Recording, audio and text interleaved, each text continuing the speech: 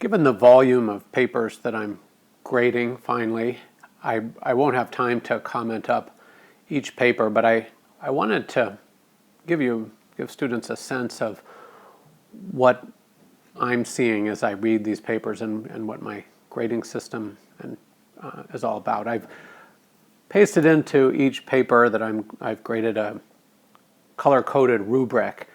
And this paper that I just want to read the first paragraph with y'all.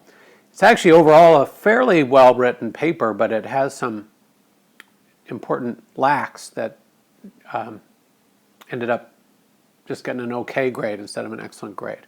So let me talk you through here. I didn't mark everything up, but let's go sentence by sentence. After a 21-month-long investigation into Google's business practices, the U.S. government decided not to charge Google with an antitrust lawsuit. Well, just to be picky here, this should be 21-month-long investigation to Google's business practice, comma. So commas and hyphens are important pieces of punctuation. In this next sentence, I have color-coded in green, which is a grammar issue. Its rivals and critics felt that in more in-depth, another hyphen missing, analysis of Google's business practice was in order. They believed these pronouns in an economics paper, or really any academic paper where you're dealing with complex ideas, just use nouns, never pronouns. It's just too confusing for your reader to be hanging pronouns in there, and the reader's got to think about, well, who is it and who are they, and use nouns, not pronouns. So Google's rivals and critics felt, they're not feeling, we're not talking about feelings here, asserted that a more in-depth analysis, you can either say Google's business practice, you'd be repeating Google if you would use Google up there, but of the search engine giant's business practice, whatever. You can vary up your word choice if you are revising and want to make it a more powerful paper, that's fine, but just don't use the pronouns. They believed. Are we talking about Google? Are we talking about the rivals? It's just not clear. Use Google's rivals believed that had this type of analysis been done, the Federal Trade Commission, there's arguably some missing commas there, would have had a better understanding of how internet search engines. Now, why is that hyphen there? We've got a couple missing hyphens, but there's no hyphen there. Hyphens are for when there's a two-word modifier that go together, 21-month long. The feeling was, again, this feelings, we're not writing about feelings. The assertion was that this knowledge would have supported their claim. Whose claim?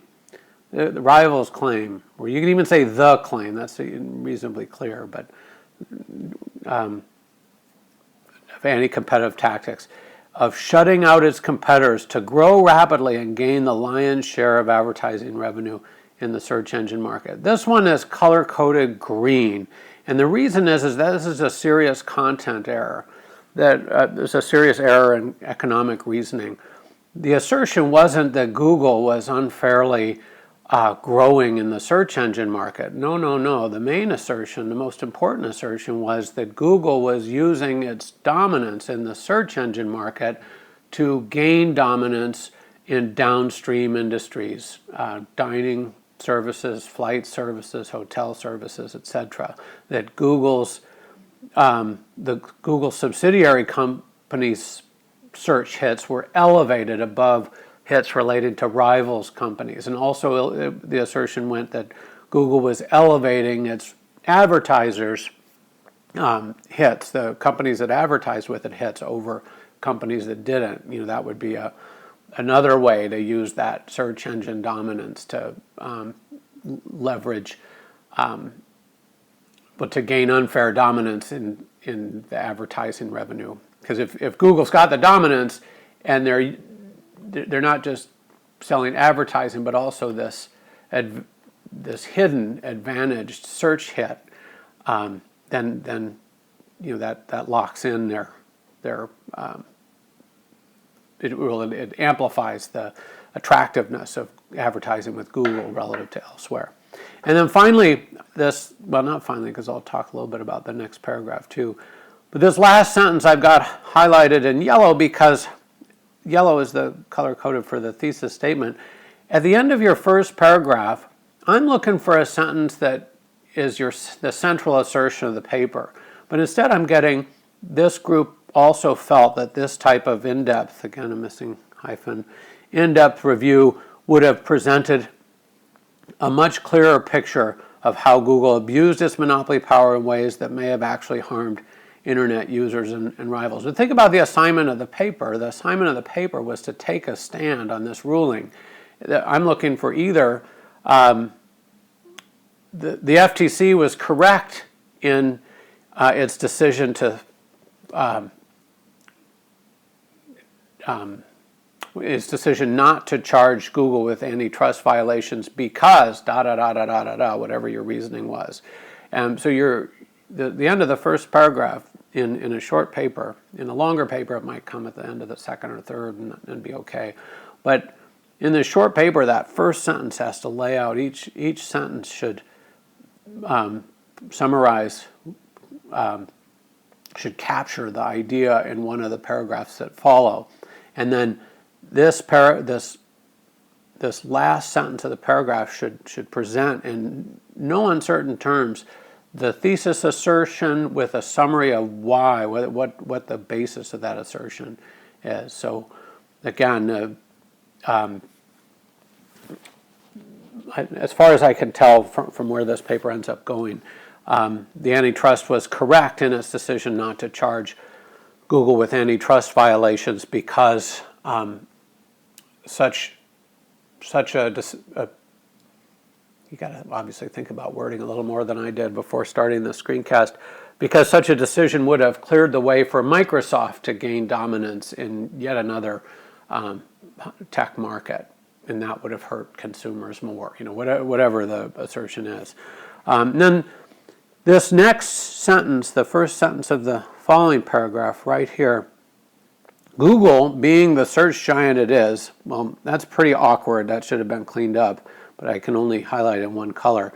But even if we're not going to make that a better sounding phrase, being the search giant it is, should at least have been set off by commas, has 3/4 of the advertising revenue in the search engine market. Now that information comes from somewhere else. That comes from the Time magazine article. What I'm looking for here, and it's not me looking for it, it's you've got to cite information, all information that comes from other sources. So you would cite the author of that article and the year. I can't remember the author's name right now. And the year of the publication in parentheses, right in here after the E of revenue and before the period. And then you'd have a complete citation in the works cited section at the back of the, at the end of the paper. There should really be 2 citations for every paper. One would be the Time magazine article, and then the other would be the OpenStax textbook. And if you brought in a third or fourth source, some of you did, you would cite those. Again, parenthetically, every time the information comes up, and then fully at the end of the document. And then finally, going on to this last sentence that we can see in the screen capture, to control such a large percentage of advertising revenue led, that's a wrong word. That should be the control of such a large percentage of advertising revenue led Google's critics and competitors, Microsoft being the largest. That's, I would just say including the giant Microsoft, comma. That's just a much better way to say that. But proofread your papers, and again, this was generally a fairly well-written paper, but one more set of revisions with the grading rubric in view, or maybe the peer evaluator could have done the same, and that would have led this paper to moving toward 100% instead of 80-ish, whatever a reasonably good paper usually gets.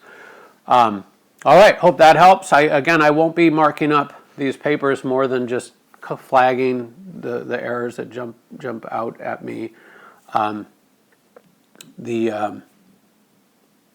This is, oh, these are supposed to be blue. That blue didn't come out very blue.